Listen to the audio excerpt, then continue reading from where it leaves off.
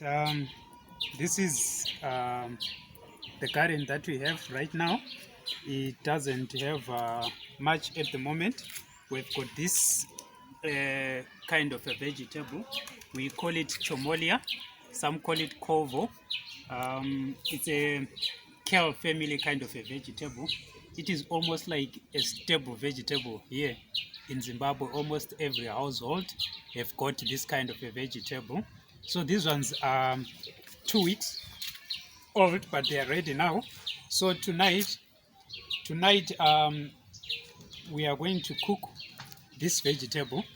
We are going to cook beef stew, and it will consist of this vegetable. I will show you how we prepare this vegetable. So our tomatoes, we just transplanted them. That was 3 days ago. As you can see, they are still young, but they are coming up very well. So we are going to have tomatoes as well. So I want to show you another variety of the vegetables that we have. We call this one tsunga. We just put some seedlings, as you can see here.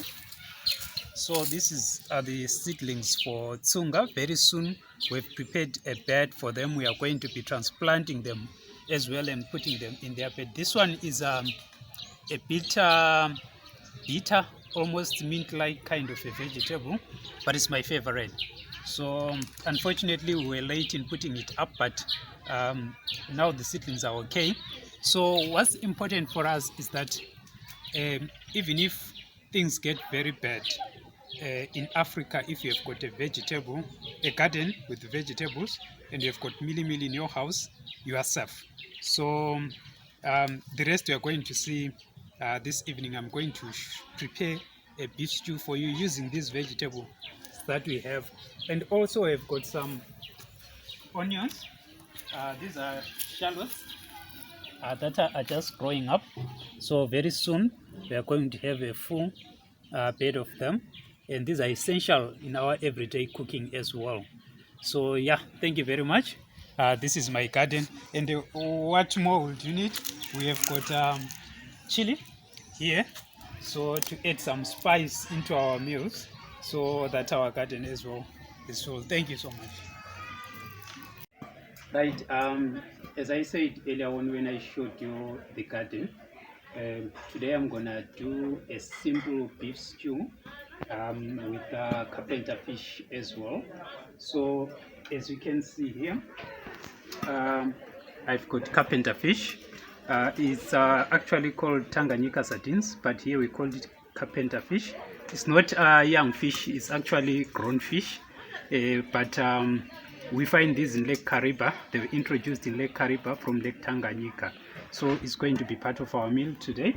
So my ingredients include onions, these are shallots, tomatoes, and vegetables. We call this kale. And then we've got my cooking oil. My beef have been boiling, so right now it's frying. As you can see, that it's now got this very beautiful golden color. So I'm going to put my tomatoes and my vegetables and let it simmer for a while. Then after that we'll see how it comes out.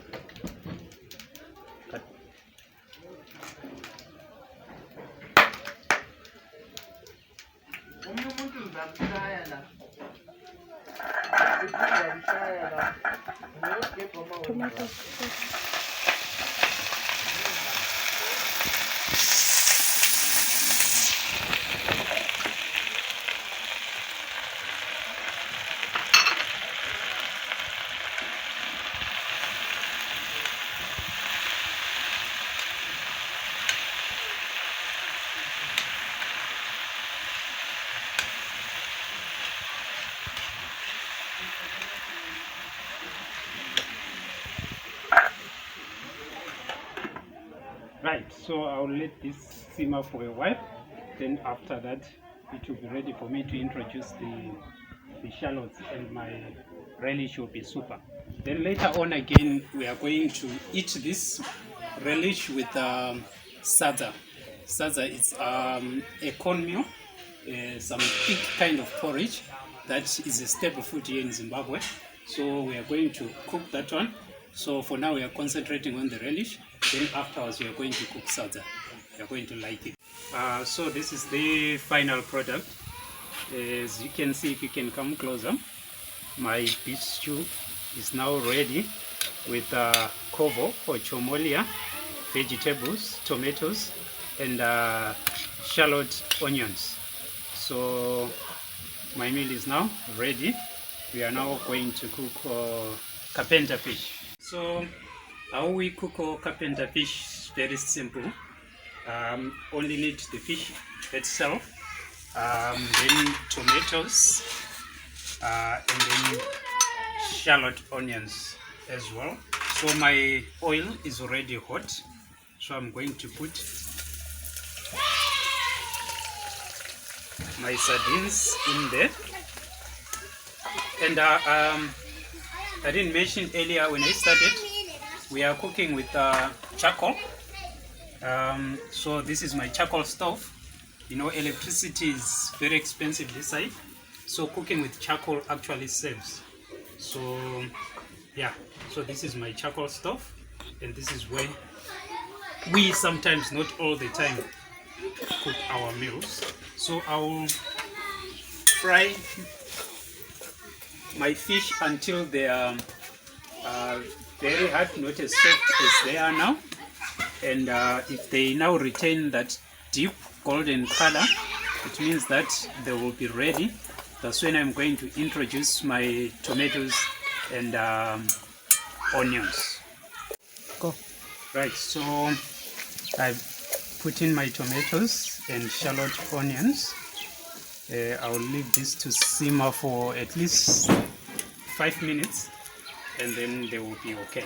My Sadza, the water was already boiling, so I had introduced cornmeal or mealie meal or corn flour. This is the only ingredient. And then I use this utensil.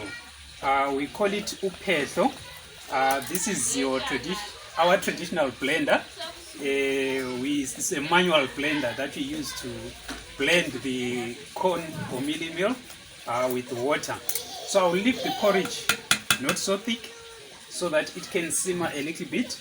Then we are going to make it thicker. This is how we cook our Sadza. The other utensil that I will use to mix the porridge when it's now thicker and a bit harder is this wooden stick. It's called mugoti or upini in Ndebele. So this is what I'm going to use to make the porridge even thick. This is the second phase and the last part of cooking our mealie meal.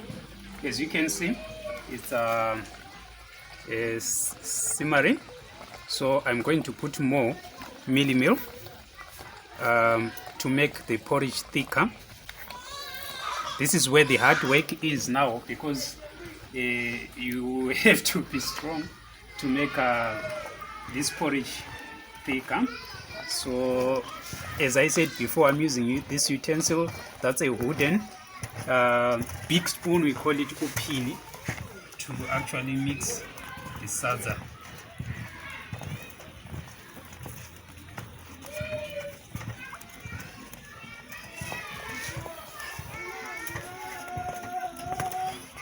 Put some more.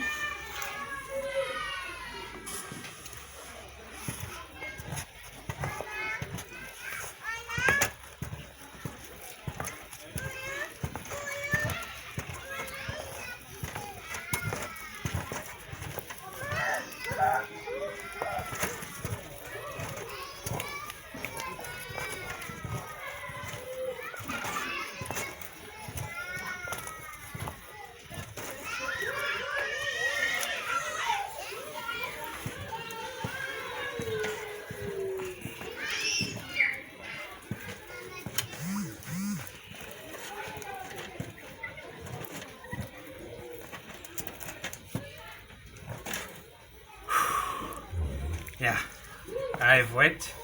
This is a workout actually. So I think I'm done mixing. So I'll let it simmer again for a few minutes. Then my Sadza is ready we are going to meet at the dinner table when everything is put together and you can see the magic of African food. Thank you. All right, I'm done. My meal is ready. My salad with beef stew and carpenter fish. So this is the final product. As you can see, there are two plates here. The other one belongs to my wife. This was a family meal, so it's ready to be tested. Let's see how it came out.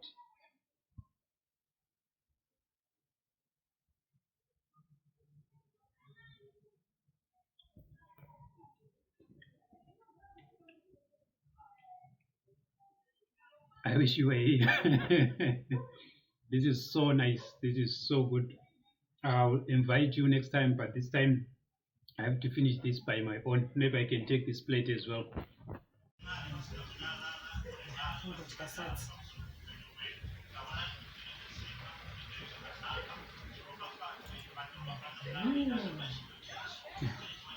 Very nice.